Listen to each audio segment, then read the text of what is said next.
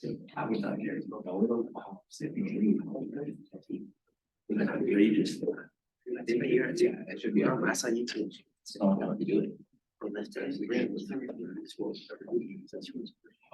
right. Good morning and welcome. Let's go ahead and get started for today. I'm really glad that you all are here, hoping that you all are staying safe. Instead of sending you a bunch of emails, I now get to actually see you. So today is, for all intents and purposes, our first day here in Intro to Rhetoric and Media. I'm Dr. Benjamin Mann. Please call me Ben, and I'm really excited to have the chance to get to know all of you better over the course of this semester, to learn about you and what you're excited about, and to get into a field that I think is incredibly exciting and interesting and engaging and deeply connected to a lot of other fields that you might be interested in and thinking about studying. So I am going to start by having us go around and share. However, I know that if you are the first person who's asked to share some things about yourself, you might not know what to say. So I'm going to give everybody a minute to think about some of the answers to this question. And I'm going to start here in this back corner and then go up from there. So give everybody a minute to think about how you might like to address these questions. And then we'll do some introductions together as a group.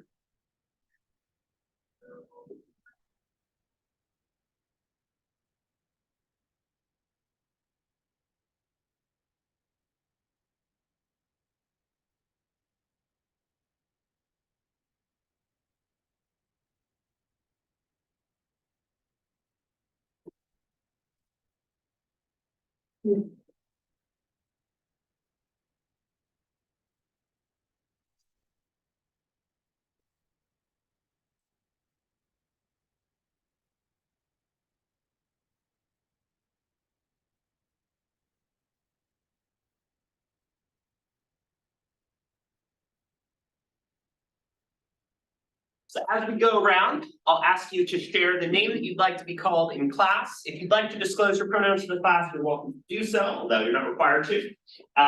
Your year in school and major, for many of you who might be in your first year or two, you might be still thinking about and exploring. That's fantastic. That's what Lewis and Clark is all about. And then lastly, I want you to think about a piece of media, for example, a song, a TV show, a film, that especially stands out to you and you feel has been significantly impactful in your own lived experience and or identity. So let's go ahead and start here in this back corner. Hi, my name is Anna. I use she, her pronouns. I'm a freshman this year. I'm undeclared. I honestly can't think of one media, but I go to a lot of concerts. And each and every one of those is pretty special in its own way. So yeah. Thank you, Anna. What's one concert, maybe one you've been to recently that really stood out to you or that you enjoyed? I went to one this summer at Red Rocks. I saw Glass Animals. That was pretty cool too. It was a full moon. And you could see all the city lights and just up in all the Red Rocks. That's fantastic. I'd love to see Glass Animals. One of my favorites I went to over the summer was the Mountain Goats, who we saw for the fourth or fifth time. But welcome, glad to have you here, Anna. A lot of you who are in the back were like, oh no, I didn't think I was gonna go first. I thought I was gonna go last. But welcome, glad to have you. Let's move over here. My name is Oliver. I use he, they pronouns. I'm a third year, I'm a studio art major, and I think recently, maybe last year, I listened to Preacher's Daughter by Dave for the first time, and that's awesome. An album that I wish I could experience again. Yeah, I love that feeling of getting into an album and the experience and the story of that album and just feeling that for the first time. I feel one of the most impactful albums I felt that way about was Demon Days by Gorillaz. I love that album to death. But a lot of albums like that where you just experience it for the first time is fantastic. Glad to have you here, Elliot, right? Yeah. Awesome. Let's move back here. My name is Caroline. I'm a freshman and I don't know when major exactly, but I'm thinking so in. Nice. And then I don't know, the Dead Poets Society. Number on me. Yeah, gotta love some classic Robin Williams. Caroline, welcome. Glad to have you here. Let's move on down line over here. Hi, I'm Melanie. I'm here. I'm a freshman in here. The Percy Jackson series, ancient Iceland history. Yeah. Have you been following like the new TV show of it? I've watched like one episode, but I haven't watched the rest. But I really enjoyed it. Oh, good.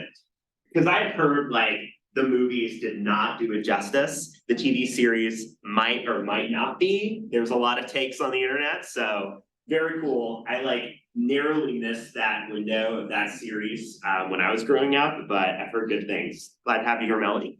Over here. Hi, I'm Dee. I'm I'm a sophomore. I am undeclared, but I have to pursue. And it will probably be RHMS major with a art studio art minor. Awesome. And oh gosh, there's so many pieces of media. I think one semi-recently would be the Unreal on Earth album by Hozier. Awesome. Just like experiencing the whole thing. So it's art to Yeah, again, that feeling of going in and experiencing it. We have a lot of folks who are or might be interested in RHMS, and it's cool to see the connection between that and like studio art and design, like especially given, RHMS, we do work in rhetoric, work in texts, but also work in film production, design, stage production design. There's a lot of those connections there. It's really cool to see how people are making those connections. We had somebody join us here recently. Would love to have you introduce yourself. my name is Zelda. I use she, her pronouns. I'm a freshman, and I'm undeclared. And I just really like Chunking Express. There's like a scene where like the girl replaces everything in the guy's house and he doesn't know this, and I don't know why, but just like I just like don't understand that. So I remember it.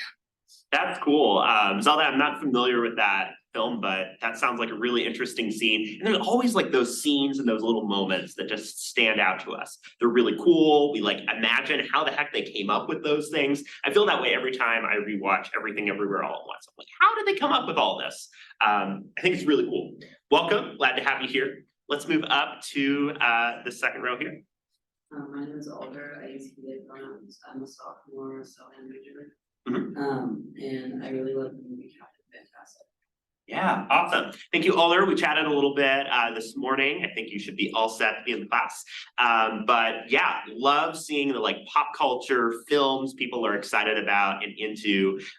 So really glad to have you. And then we chatted over here, so we'll move down this way. My name is Iris. I use she, her pronouns. I'm a sophomore, and I think I'm history. I'm pretty sure I'm history. And there's a Little Prince movie. It's really, really incredible. And yeah, that's really my favorite movie for a while. Yeah, I love the book. Isn't it like it's like a really cool like art style? It's like CGI, but they like do a thing that makes it look really. Or is it? Yeah. Kind of like animation a little bit, but not quite. Yeah, that's awesome. Really cool to see. Over here. My name is Amy. I go by she, her pronouns. I'm both here. I'm majoring in psychology and planet studies. And I can't quite think of like a movie that impacted me, but a movie I've liked since I was young is Marley. Oh, yes. I cannot, I'm a dog owner and I cannot handle that. I have like avoided anything related to that like the plague, but I do know it's really good and it's really impactful. So welcome, glad to have you here, Amy.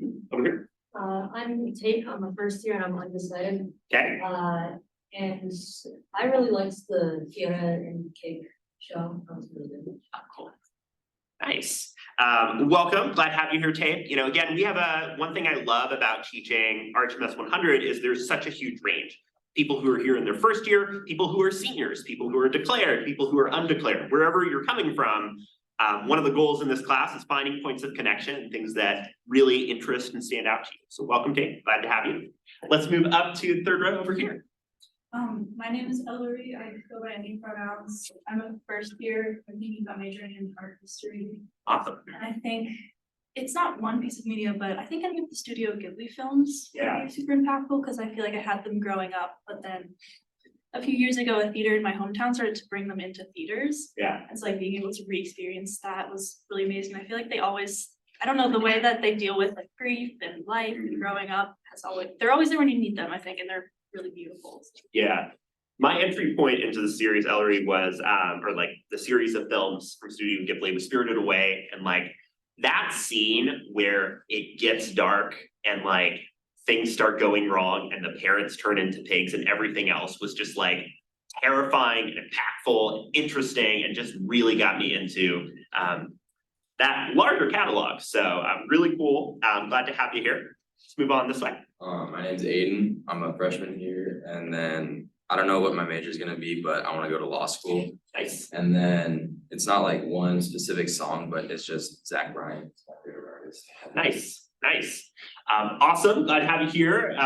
So I was very nearly a political science major. I thought about law a little bit and took a lot of classes out in that direction. I actually took Todd Lochner's senior capstone that was like cross-listed with the law school students, which was wild.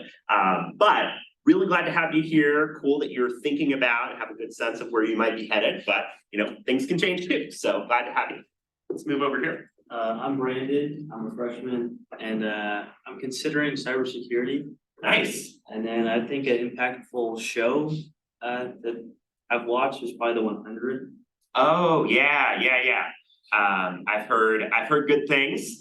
I sometimes get a little bit reluctant on shows that are currently happening because I don't know how they're gonna end or how well they're gonna end. Like Game of Thrones has kind of given me a lot of trust issues. But I've heard good things, and Brandon's glad to have you here. I'm Dylan Sheever. I'm a freshman and I'm a theater and psych major. Nice. And I have always loved The Dark Crystal by Jim Henson. Oh, I was yeah. Very, very small. Yeah. I like rewatched it 3 times this year. So Nice. Have you seen the prequel series on Yeah. Netflix? Yeah, that's so cool. And it's got that like Secret of Nim-esque where it's like kind of creepy. It's for kids, but it's like, it's weird, but you like it for how weird it is. So awesome. Glad to have you here, Dylan. Over. I'm Kai. I use any pronouns for I prefer they them. And it hasn't impacted me that much, but my favorite piece of media is the Magnus Archives podcast. Oh, awesome. Yeah. Thinking about like podcasts, other forms of media, like YouTube, content online, like there are so many new ways in which we're engaging and interacting with media content that we'll be exploring in this class. Glad to have you here, Kai, and welcome. Folks who are in this strip here, I did not forget you. So let's start here in the back. I'm underwear my young freshman, and then I think a piece of media that really shaped me was H2O's that water showing my face. I really love that. Okay. Your name, you say Jamie? Jalen, sorry. Yeah, I haven't heard of that one. It feels like there are so many like new shows and films. I mean, also not because of the strike and everything else, but a lot of very different content online. Not familiar with that one, but it sounds really interesting. Okay. My name is Lauren. I'm a first year here and I'm probably going to declare as a political science major next year. And a piece of media that impacted me growing up was the Hunger Games trilogy, the books and movies. They still hold up really well today. Yeah, say Lauren. Lauren. Oh, sorry. I didn't follow the books, but I did see the first one and just this kind of impact. Of course, Jennifer Lawrence is awesome in that series, and really interesting to see the like dystopian literature and its impact and relationship to our lives. Welcome, glad to have you here, Lauren. Up here. I'm DJ, she, her pronouns. I'm a freshman and I'm undeclared. One piece of media that I think was impactful was The Good Place. I thought it was really good. I love The Good Place. It is in my top 3 favorite shows. I'm not going to spoil for people who haven't seen it, but there is a twist that happens relatively early on that is amazing.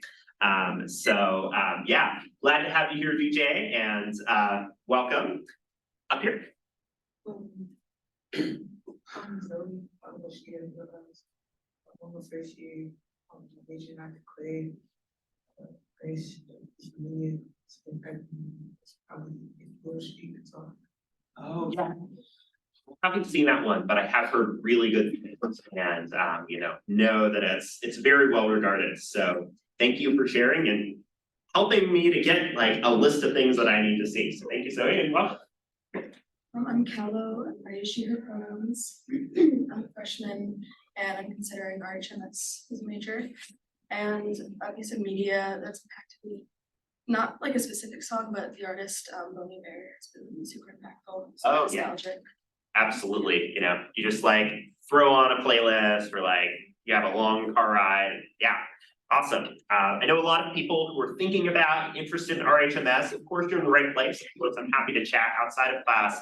And we will also have several folks from our department who are going to be coming in over the course of the semester and sharing their works and things that they do too. So if you're interested in learning more about what we do here in RHMS, we'll have more people who you would be working with in future classes to give you a sense of some of the work that they do. And okay. Hi, I'm Yume. I use he, her pronouns. I'm an exchange student for a year from Japan. Recently I like watching K-drama. Yeah, I have a lot of friends who really started getting into K-dramas. I heard there's one really good that's called Monster. But a lot of ones that I've heard are fantastic. We're really glad to have you here. I think it's a really cool opportunity and it's very exciting to have you joining us in the class. Awesome. So we will continue to move up the line. I know we have a lot of introductions, but first day, it's a good chance to get to know each other. How about up here? I'm in my second year. I haven't decided my major yet. Can't think of a film that impact. What was your name again? Sorry. Lindell. Lindell, got it. Okay. Well, you know, we are exposed to so many different examples, shows, films, texts, everything else that like, you know, it can be hard for us to pin down a favorite, or maybe we're self-conscious and think, oh, if I tell people what my favorite is, that's all they're gonna think of me for the rest of the semester. So I understand that there's a lot that we're exposed to thinking about. Welcome. Over here. I'm Isaiah. I'm a freshman and a bio major. And a film that impacted me was like probably all the Spider-Man movies. Yeah. I like Spider-Man. So Nice. What is your favorite of the Spider-Man movies? Or like up there? old ones, like the Yeah. early 2000s. Tobey Maguire, Yeah, Spider-Man 2 in particular, and that. Yeah. Yeah. Yeah, I remember seeing those in the theater and it was just like really cool to see superhero movies. And you know, they've aged a bit. They still hold up in a lot of ways. They're still really cool and awesome. Glad to have you here, Isaiah. Over here. I'm T. I use he, him pronouns. Okay. I'm a freshman and I'm undeclared. Okay. And I think the first movie I cried at when I was like 5 was Ponyo. Oh, So yeah. I say that. Yeah, yeah. No, I mean, I get it, right? Like the whole, like you got she's like kind of a fish and she comes out into the land and there's this, you know, very meaningful story that develops over the course of that, which I think is just fantastic. You know, we're really emotionally moved by media. And I think that's one thing that I find really interesting about exploring RHMS. Glad to have you here. Keep going. My name is David. I'm a freshman. I'm undecided right now and I just like the Fast and Furious movies. Yeah, yeah. I know that there's been like some drama and some like challenges with getting some of the movies out, but I just enjoy how over the top and ridiculous they are. And it's fun, right? Like just turn it on, have a good time, count on it to be fun. Glad to have you here, David. Over here. I'm Keegan. I'm considering econ major and piece of media. Like my favorite movie is Radio. Oh, It's yeah. an older football movie. Okay. And I don't know, it's kind of impacted me when I was younger. Yeah. I think it's really interesting to see how like there have been changes in ways sports are depicted on film and like how it connects to genre. Like, you know, I think about other examples like the movie Moneyball and the ways that those things connect to how we think about, talk about sports and connect to daily life. So welcome. Glad to have you here, Keegan. We have one more row. It's the two people in the front and then go from there. Levi, he, him pronouns, second year SOM major. And my favorite show growing up and now it's gotta be Avatar. Yeah, yeah. So Avatar as in the Na'vi or Avatar as in the Last Airbender? Got it. The less said about the M. Night Shyamalan film, the better. But how are you feeling about how the new series might be going? I hope they don't mess it up. Good way of thinking about it, yeah. Maybe we've turned a corner with adaptations like One Piece, but we'll see. Alright. My name's Elliot, I'm a second year psych major, I use he him pronouns. Okay. Piece of media that I enjoy is Pulp Fiction. Yeah. So, a lot of films that like have this kind of classic status, have over the top, fun, kind of memes, recirculation of media, which we'll be getting into too. So, Elliot. So, welcome over here. I'm Morgan. I use she, her pronouns. I'm first year. I'm undeclared, but hopefully a bio major. Nice.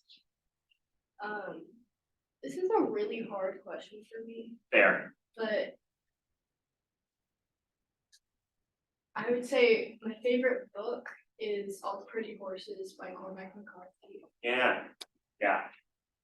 And like, when we think about books and things, literary impact, there's kind of the English literary world of that, and also like the rhetoric media studies world where it like has impact, it has weight, it shapes our understanding of the world, right? Like a lot of language, like talking about like phonies, which coming from Catcher in the Rye, right? Like there's these connections between what we're exposed to in literature and the ways they connect to our daily life. So glad to have you. Welcome, Morgan. Over here. My name is Gavin. I'm a freshman. I'll probably major in rhetoric and media. And one piece of media that has impacted me is a book called Out of Nowhere by Jeff Hollister. Awesome. Yeah, we've got a number of folks, again, considering RHMS, so happy to chat further if you're trying to think about what we do here in RHMS. But welcome, love the different literary examples, and gives me a pulse on what has been formative to you all in your experiences. Over here. I'm Quinn, he and pronouns. I'm considering a philosophy major. Awesome.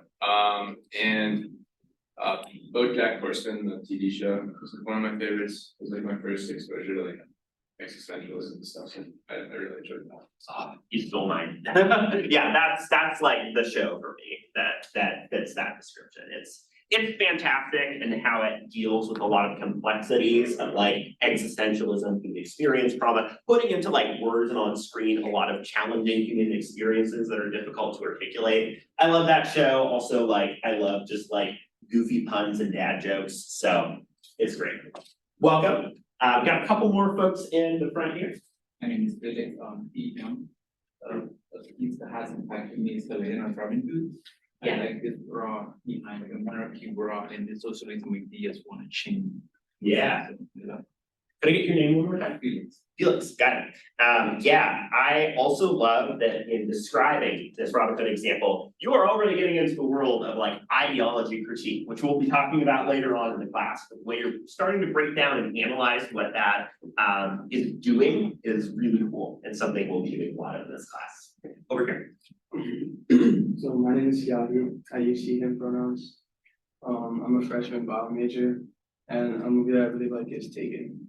Yeah, good example. Again, a lot of those different genres that we were finding really interesting and connecting up with. So for today's class, I did give folks who weren't able to join us safely face-to-face over Zoom.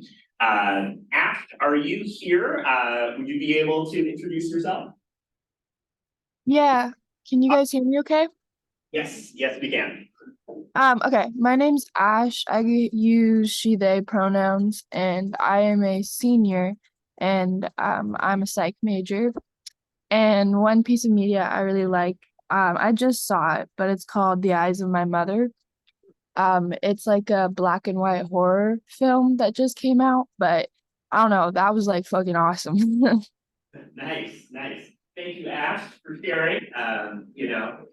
Mileage might vary on horror, but I think it's really cool to see the like ways that like production, design, and all of that stuff is playing an iteration of that film. So thank you for sharing and getting us thinking about that too. Awesome. I think we've got everybody. Is there anybody who did not have the chance to introduce themselves? Sweet.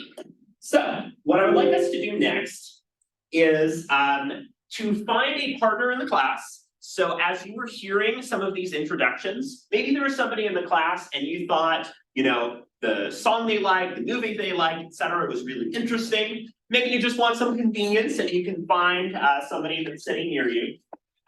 But take some time to share and discuss a little bit more about that example that you shared with us in the class as a whole.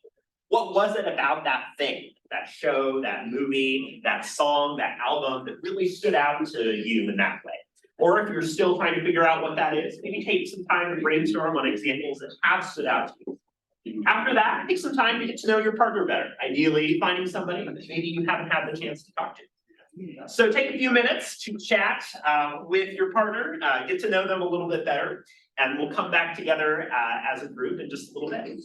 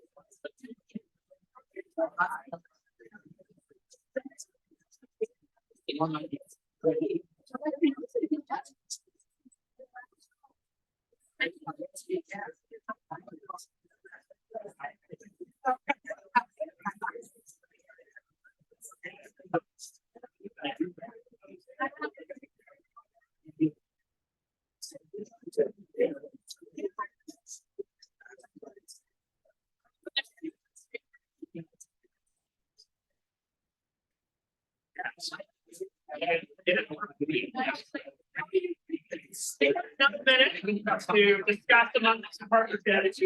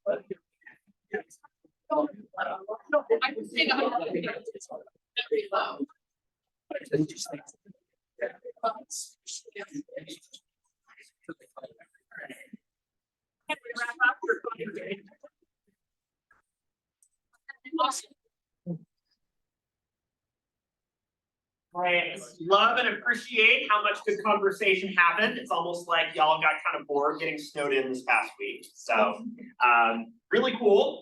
If you saw me going around mumbling, I'm trying to get names down. It'll likely take me maybe a few weeks to get that going, but my goal, at least by end of week 4, is to get all of y'all's names down. So what I want to do now is, if there is anybody who was really into, excited, or interested by what your partner shared, some of the things that they talked about with their media example, I would love to have you share some of the things that you noticed from your conversation or from your partner.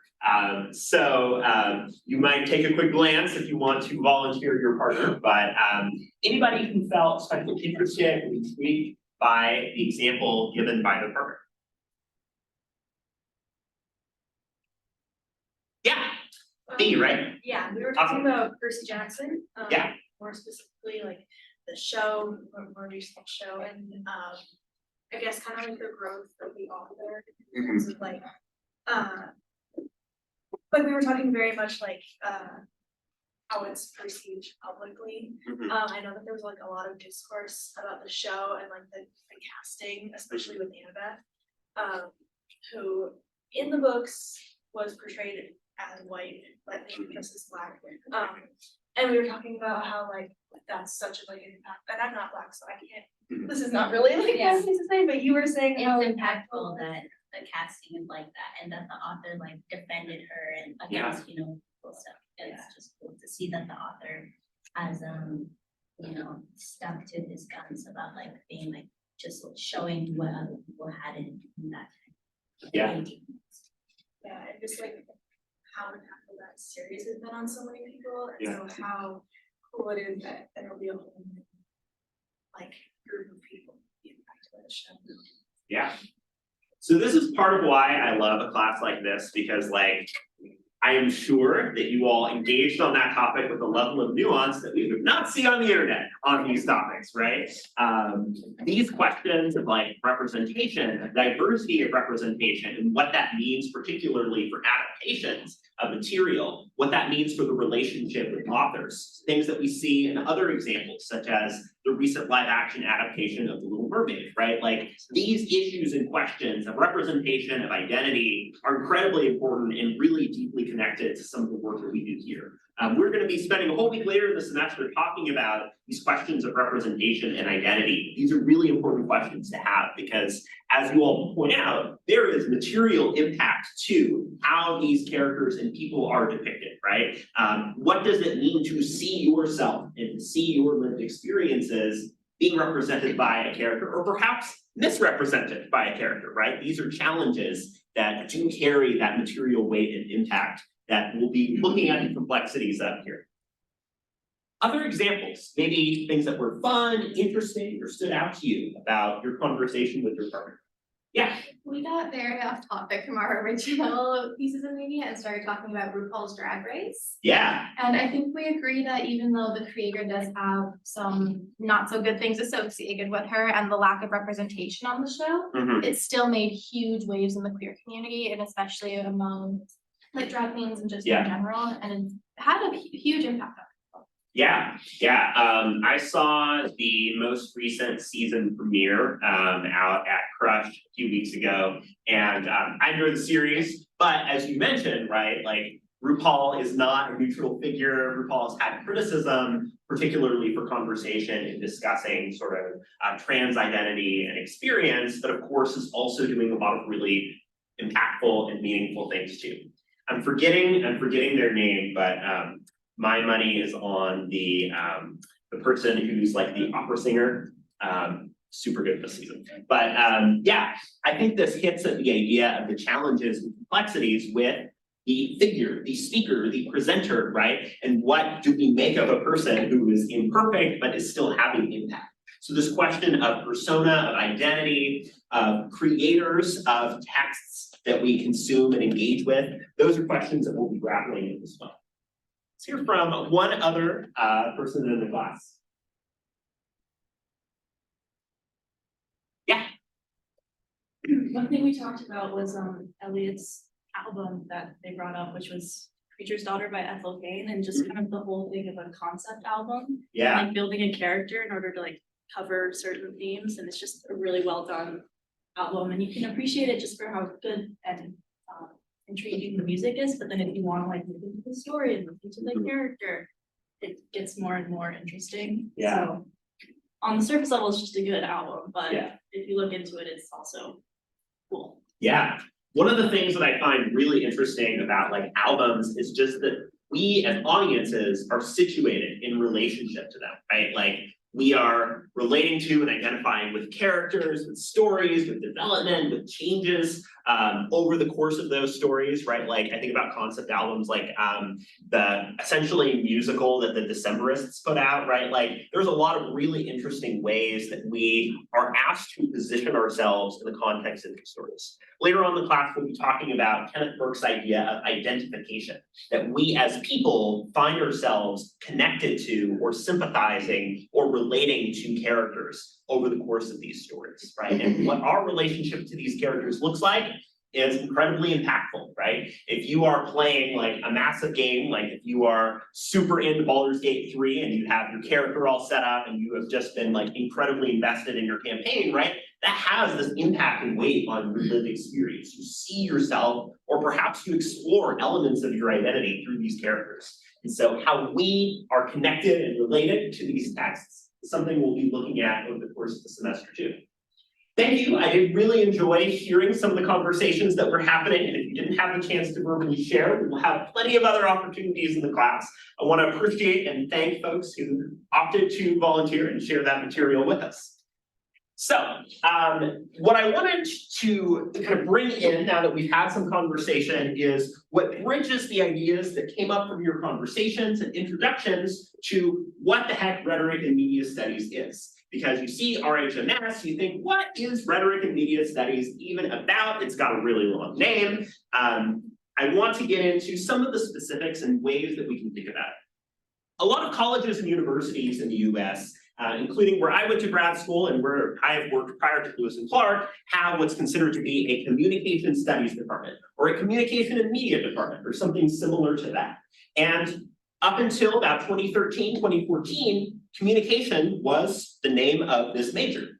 But this changed to rhetoric and media studies because our faculty expertise and what we wanted to really offer students was something a lot more specific and concrete. So rhetoric and media studies, we can think about as under the umbrella of communication studies, but it does a lot of really specific and unique things. I like to think about rhetoric and media studies as a Venn diagram. There's a lot of traditions and things that we do in rhetoric. There's a lot of traditions and elements that we do in media studies, particularly in the critical and cultural approaches that a lot of our faculty, including Drs. Melanie Conan and Brian Seebach, specialize in. But what we see here in 2024 with our TikTok, email communication, engagement online is this deep connection between the things. So while we'll be talking about elements of rhetoric and media studies on their own terms, we're going to be spending a lot of this class bridging these elements together, right? You might find yourself especially more interested in one side of the spectrum, like you're really into rhetoric. That's great. We have a lot of courses that are focused, for example, rhetorical theory and rhetorical criticism, which I'm teaching this semester, that get into some of the specifics of rhetoric. If you're really into media studies, there's a lot of courses such as media theory, media design, and production that get into those specialized areas too. So you might find yourself excited about one side of the spectrum more than the other, which is great. My goal in this class is to bridge those two things together. I don't necessarily consider myself really hard on the rhetoric side or hard on the media studies side because of how deeply connected those two things are. But if you find yourself more excited about one side or the other, I'm happy to chat with you about ways we can explore those issues further. So to that end, I like to say rhetoric is mediated and media are rhetorical. If we think about rhetoric, right, a lot of the definitions of rhetoric that we hear out in the world are to say, oh, that's just rhetoric, or the rhetoric of Donald Trump, right? These examples of how rhetoric is used in a negative or pejorative way suggest something that is deceptive, that's misleading, that's loud, that's obnoxious. And in fact, a lot of folks like Plato would agree that rhetoric is all of those things, that rhetoric is a harm to society. However, when we study rhetoric and when we analyze rhetoric, it is not dead white dudes writing about how great other dead white dudes spoke. It's instead understanding that the words, the symbols, the ways that we communicate, again, thinking about that example of how diverse populations are represented in film and media. Rhetoric is about the weight that the words, the texts, the images have. How does it shape our culture in society? We might think about this on the internet as the discourse, right? How is discourse developed, circulated, engaged, and how does it shape our lived experience? We cannot not communicate. We use words and symbols to understand and to connect to each other, and rhetoric is a way in which we can understand how these symbols influence and persuade us, or not, how they affect how we connect to one another, right? How can we be made aware and use these symbols, both in terms of how we are influenced every day, whether it's advertisements, speeches, conversations, and how do we advocate on issues that we care about, right? I know a lot of us here at Lewis and Clark are passionate about social, political, or other related issues. How can we become better advocates about those issues? Those are things that rhetoric gets at. If we think about media, right? Media here is plural, so you might hear media are. Pet peeve of mine is referring to the media as a single entity when media cover a whole range of things. I'll probably get it wrong once or twice, but media are plural. So media, studying media, looks at the communication tools and resources that reach this wide audience. In other words, how can we engage in symbols as we're reaching these larger communities and groups, whether it's film, it's television, it's radio, it's video games, it's music, it's written speeches, it's live streams, right? It's these questions with Twitter/X. It's Ron DeSantis launching his presidential campaign on X, having a kind of disastrous launch, and then ending his campaign a couple days ago, right? Like these questions about how we utilize media to communicate and engage with one another are deeply connected to media, right? There are some colleagues of mine in rhetoric, not really in this department, but colleagues of mine in rhetoric and media studies who say, you know what, I don't know what a TikTok is. I don't understand, I'm not gonna do it, right? And to that I say, it is our job to understand those things, right? I will get on TikTok and I will post cringe millennial content because I want to try to understand and engage with this changing environment. I might fail, but I'm gonna try to understand how this environment constantly changes and adapts, right? That's part of what makes RHMS so exciting, is that it's constantly changing. The texts, the landscape, these concerns that we see about algorithms, about virtual reality, right? These ethical, social, and political questions, RHMS gets right in the thick of it. So that's one thing that gets me really excited about this content. So the goals of this course, and what I hope that you will learn and gain from taking RHMS 100 with me, first of all, is to survey. So this is an intro course. We're going to cover a lot of ground in looking at different traditions, contexts, and ways of understanding rhetoric and media studies. So Some classes, like rhetorical theory, will get into the specifics of those in a bit more detail, but our goal is to cover a lot of different kinds of topics and current events, and I've really tried to develop the classes and schedule based off of those different areas that we might find especially interesting.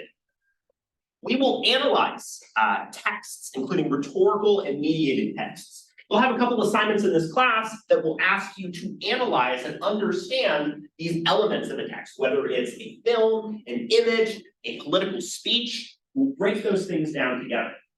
We'll assess how these messages work and the weight that these messages have in shaping the world. If we are trying to advocate on an issue we care about, how can we do that effectively? That's what RHMS is about. A lot of our graduates in RHMS have gone on to do a lot of different things, but a lot of people do a lot of work in public relations, public outreach, networking and engaging with publics on issues. And how to do so effectively is really important. We have a graduate who's working in rural Eastern Oregon and trying to find ways to advocate about health and medicine to communities who have a lot of gaps and barriers in social and media literacy. Understanding through a critical framework how rhetoric and media impact our public and day-to-day life, right? I take the position that we'll be engaging with a lot of social and political issues in RHMS because that's what RHMS is about, right? We find ourselves in society, in relationships, in context with other people, and that's what RHMS gets at. We can't divorce that from the social and political issues that shape our lives.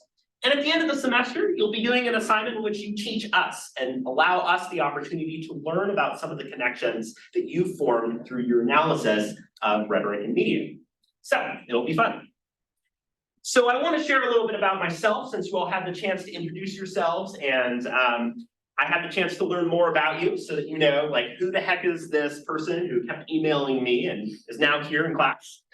So as mentioned, I think perhaps the most interesting thing about me, I'm trying to avoid being a boring millennial whose defining personality trait is that they own an air fryer, is that I was a graduate of Lewis and Clark. So I was right in your shoes. And from 2010 to 14, I was an undergrad and I was an English major. I was almost a political science major, but I did not have good boundaries or limits, and I got kicked out of my senior capstone, but I still graduated with an English major. So don't be like me, know your boundaries, know your limits. Don't bite off more than you can chew. I grew up with a love of teaching, a love of education. I come from a family that does that. My sister is a middle school language arts teacher, and I was really interested in teaching high school English. So I went down the English major path, and over that time in high school and college, I fell in love with competitive speech and debate. And in college, I had the chance to coach a high school speech and debate team. And while I love working with a team, and I absolutely love folks who are able to effectively work with K-12 students, I took a hard look and realized that maybe working in a high school context wasn't the best fit for me. And about the same time as I was getting involved in speech and debate, I was on Lewis and Clark's team all 4 years. I got really excited about rhetoric and social change. A lot of what I did in my speech and debate team was like advocacy, public speeches, like persuasion and informative speaking on issues that I really cared about, and I was really interested in investigating those issues further. By the way, I grew up in the Portland area as well, so Lewis and Clark was very close to me and where I lived, and that was another big reason to go there. So after undergrad, I moved to Stockton, California. If you haven't been, it's a little bit south of Sacramento. It's very dry. We were in the middle of a big drought. There were some great people there. And I was given an opportunity to get a master's in communication. And that time, I had the chance to coach at University of the Pacific speech and debate team. And I also had the chance to really get into my master's thesis exploring trans representation in media and how we come to understand how marginalized identities are represented on screen, which I found to be really interesting. I decided, you know what's the best way to defer life? Well, probably more grad school. So I decided to get a PhD at the University of Utah. I graduated in 2020. So after all that, People got hit by things a lot worse than I did, but did not have the chance to walk for my graduation, which was fine. I got really into areas of disability rhetoric, of critical health communication. My dissertation explored how people who are both LGBTQ+ and neurodivergent experience unique challenges and marginality in the healthcare system and the ways that they advocate for themselves within that context. I then, after a postdoc, went to Eastern Oregon University, where I was for 2 years and served as a department chair, teaching a lot of communication courses. But I always wanted to come back home, and last year I was given the opportunity to return here to Lewis and Clark. So this is my second semester here at Lewis and Clark. I had the chance to teach in the fall, and now I'm back for the spring, and I teach a lot of different classes. This semester I'm teaching this, rhetorical criticism and interpersonal media. So really excited to be here and to be working with all of you. It really is the dream come true for me, and I'm really excited. As mentioned, a lot of my scholarship and work looks at disability and neurodiversity rhetoric. I have a piece that we'll be looking at in this class that looks at the rhetoric of neurospicy on TikTok and Twitter, which I think is pretty fun. I do a lot of work in health and science communication and rhetoric. I'm with a bunch of nerds who call ourselves the Chemical Rhetoric Group, who do some scholarship on these different topics. And I also do a lot of work looking at social media and digital activism. For example, how online campaigns allow people, including people with disabilities, to advocate and push for social and political change who might not be able or have the accessible resources to participate in person. We oftentimes write it off as slacktivism, but there is material, significant things happening in these online spaces. I'm also human, believe it or not. So this is my dog, Sylvie. She is a Labrador Retriever who absolutely loves getting massive sticks out in the yard. She's very goofy, very silly, very friendly and enthusiastic. My big hobby in my free time, I grew up playing a lot of video games. So my favorite thing to do in my free time is I've been working on an independent video game for a few years. It's kind of a tactical role-playing game. It doesn't have any graphics or anything yet, but I am working on getting the bones together. I'm really excited. It's kind of like a cross between Fire Emblem and the Persona series, so I'm really excited. And I also enjoy live music. You know, some of the recent bands that I saw included the Mountain Goats and Amigo the Devil. I just enjoy catching live music here in Portland now that I can. So those are just some fun things about me and some of the things that I do. What I wish I knew when I was an undergrad here at Lewis and Clark. First of all, it's a marathon, not a sprint. In working with students here this past semester, it's kind of like a rope where in the very beginning of the semester, people are very excited and they overexert themselves a little bit, kind of sag in the middle of the semester, people fall a little bit behind, and we rally at the end. So my goal is to try to help the semester feel consistent and to help you to feel like you're not dealing with that massive wall of challenging work and of feelings drained by the end of the semester.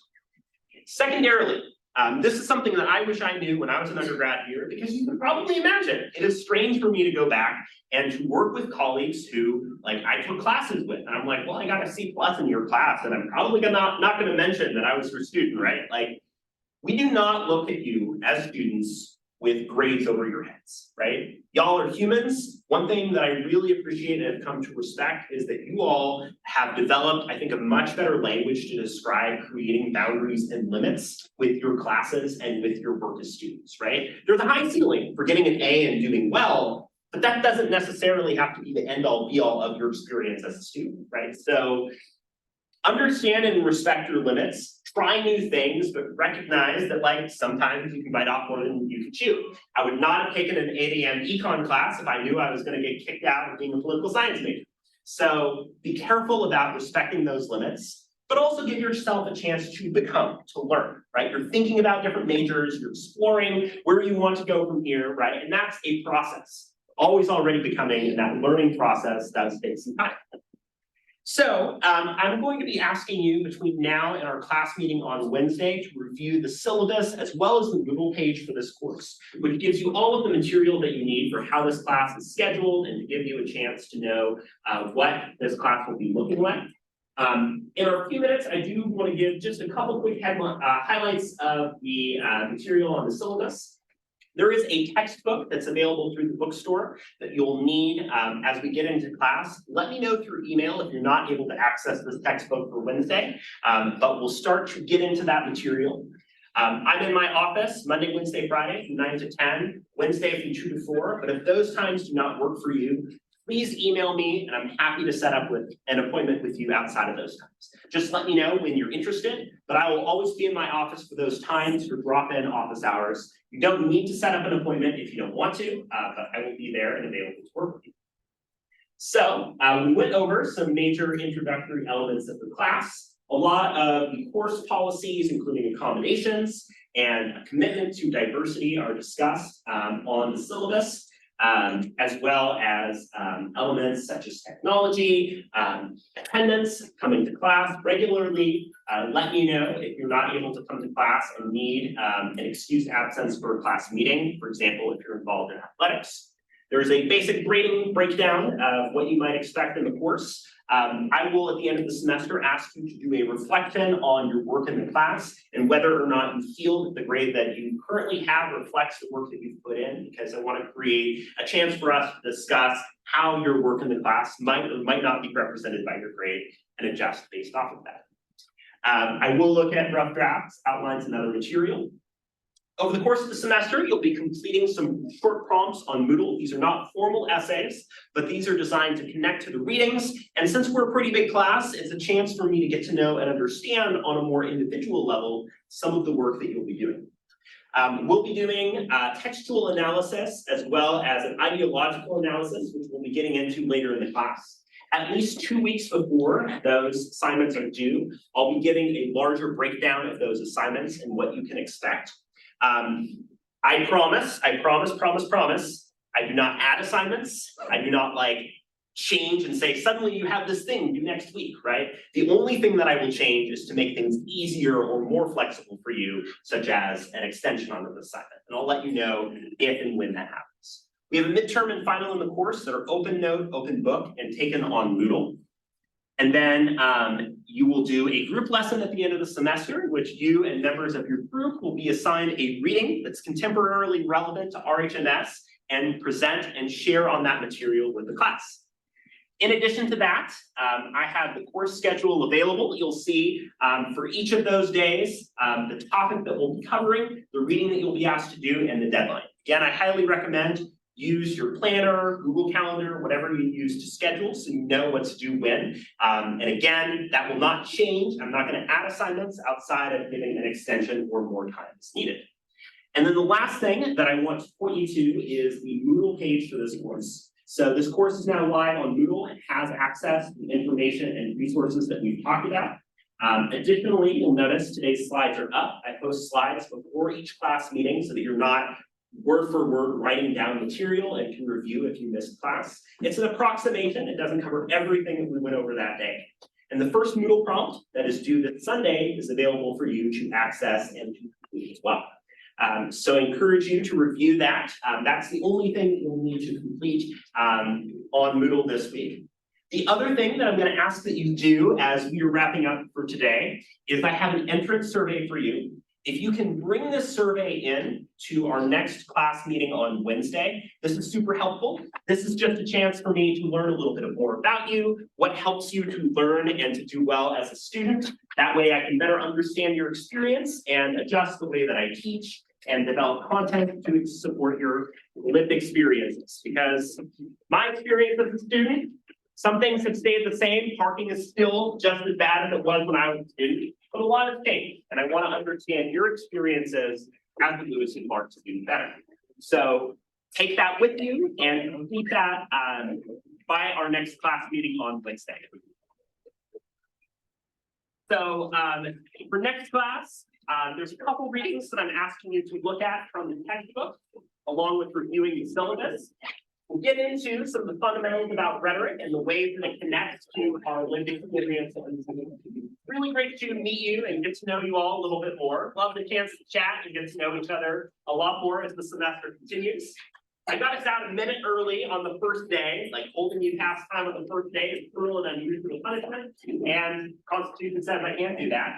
So have a great first day, enjoy the thawing weather. And I really look forward to seeing you all again in class on Wednesday.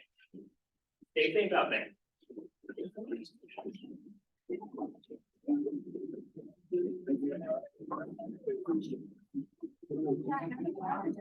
I got You're sorry. I'll do it. I still got another class. You got 12:30? Yeah, I my numbers. Yeah.